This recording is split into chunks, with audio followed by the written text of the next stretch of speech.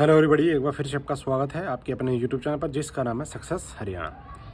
ये वीडियो भाई आपके लिए है अगर आप हरियाणा सरकार के किसी भी डिपार्टमेंट के नए कर्मचारी, क्योंकि पुराने का तो इतना फ़ायदा नहीं होगा इस वीडियो से।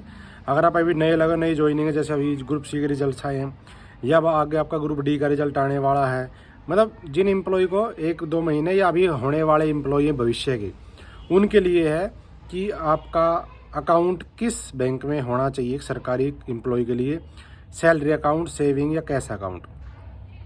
मेरे पास बहुत अच्छा एक क्वेश्चन आया था ये, तो इसलिए मैंने उसको कहा भाई आज वीडियो बना के तब बताता हूँ। देखो, अकाउंट तो कैसा भी हो, लेकिन बेनिफिट्स क्या मिलेंगे सैलरी अकाउंट के और कौन से बैंक में ज़्यादा अच्छा रहेगा वो बताऊँगा। ठीक है, देखो सबसे पहली बात तो ये कि आपको जो अकाउंट खुलवाना है, अगर बात करें हरियाणा पुलिस की, ध्यान देना, अगर बात करें हरियाणा पुलिस की तो हरियाणा पुलिस का एक HDFC बैंक के साथ MOU साइन हो रखा है। हरियाणा पुलिस में जो भी लगता है उसका ऑटोमेटिक हरियाणा पुलिस अकाउंट खुलवाती है HDFC बैंक में, सैलरी अकाउंट। उनको कुछ नहीं करना, वो उनका अकाउंट अपने आप खुलवा देते हैं वहाँ पे। ठीक है, और जब आप हरियाणा पुलिस का अथॉरिटी लेटर या जिस भी तरीके से खुलता है तो आप जाओगे HDFC बैंक में ही खुलेगा हरियाणा पुलिस का।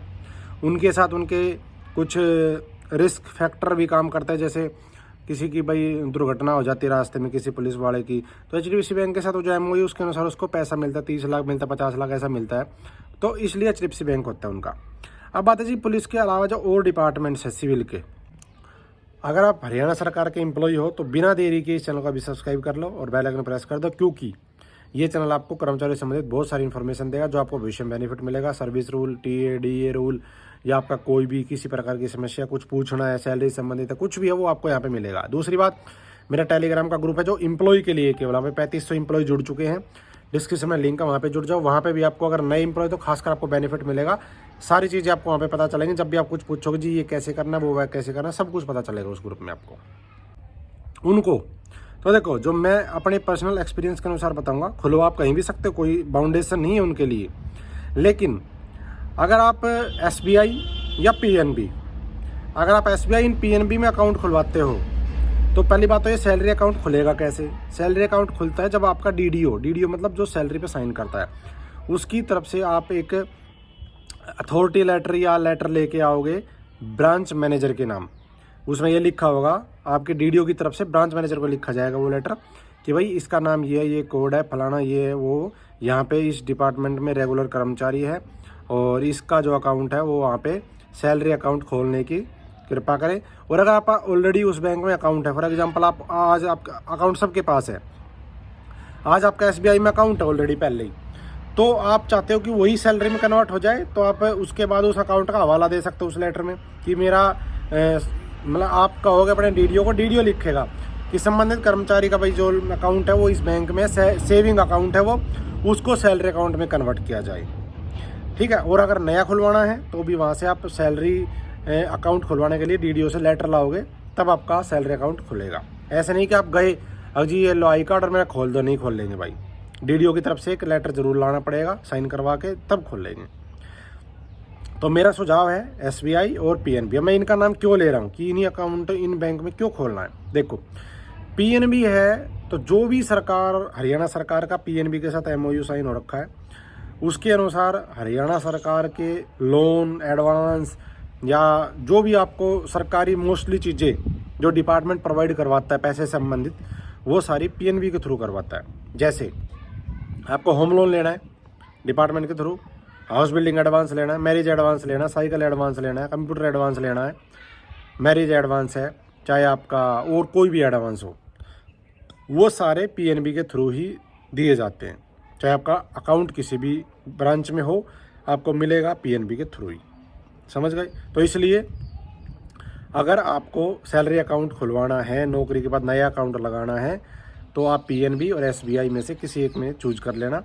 SBI भी अच्छा बैंक है, क्योंकि देखो सरकारी दोनों बड़े बैंक हैं, दमदार बैंक है, मार्केट कैपिटल अच्छा है इनका, तो आगे मतलब रिस्क नहीं रहता है किसी चीज़ का। आपका अकाउंट अगर वहाँ पे सेविंग अकाउंट में और सैलरी में फ़र्क क्या होता है।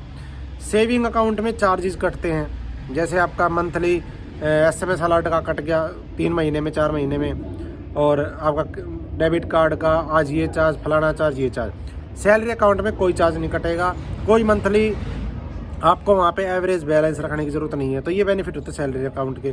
दूसरा, जिस बैंक में सैलरी अकाउंट होगा उसमें आपको लोन के ऑफर आने लग जाएंगे, सैलरी अकाउंट जैसे ही कन्वर्ट हो जाएगा।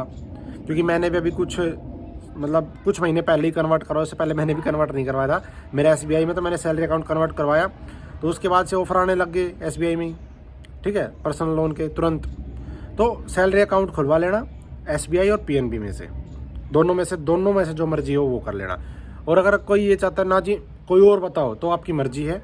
3rd नंबर फिर HDFC का आता है, बढ़िया बैंक वो भी। लेकिन अगर नया खुलवाना है या पहले से है तो इनमें से आप चूज कर लेना, ठीक है। दूसरी बात, अब है जी बात कि जो एम्प्लॉई जैसे अभी कुछ लगेंगे तो NPS बनता है, ठीक है। NPS अब कुछ लोगों को पता चलेगा NPS क्या है, तो नेशनल पेंशन सिस्टम, जो ओल्ड पेंशन जो मांग होती है उसके बदले में सरकार ने NPS लागू किया था। तो एक बात का विशेष ध्यान रखना, जब NPS का फॉर्म आपके डिपार्टमेंट में भरा जाएगा उसमें वही अकाउंट देना है आपने, जो सैलरी खुलवाओगे वो वाला अकाउंट नंबर होगा। अब कुछ कहेंगे कमेंट करके कि जी कुछ नहीं होता उससे, जैसे कोई कलरक हो गया, वह होता कुछ नहीं है, लेकिन मैं बता रहा हूँ क्या होगा। देखो, अगर दोनों में सेम रहेगा तो आपको भविष्य में कोई भी इशू नहीं आएगा।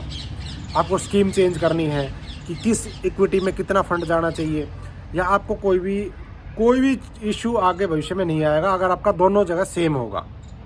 अलग अलग भी हो सकता है, लेकिन मेरा सुझाव मान लेना, आपका NPS और सैलरी अकाउंट एक ही रखोगे तो ज़्यादा बेटर है, ठीक है ना, ज़्यादा बेटर रहेगा।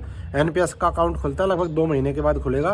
पहली 2 महीने की सैलरी बिना NPS की आ जाएगी आपकी, उसके बाद फिर NPS खुलेगा तभी सैलरी आएगी। तो ज्वाइनिंग करते ही NPS का फॉर्म भरो, अपने कलरक को बोलो, असिस्टेंट अकाउंटेंट जो ऑफिस में उसको बोलो कि जी मेरा NPS का फॉर्म भरवाओ, तुरंत भरवाओ, क्योंकि उसको आने में 15-20 दिन लग जाते हैं NPS के नंबर को, जो पुराना नंबर होता है उसको, ठीक है।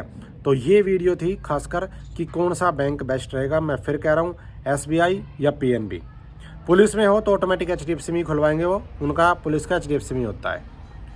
बाकी है, और जो जिद्दी हो भाई वो जिसमें मन कर उसमें खुला लेना।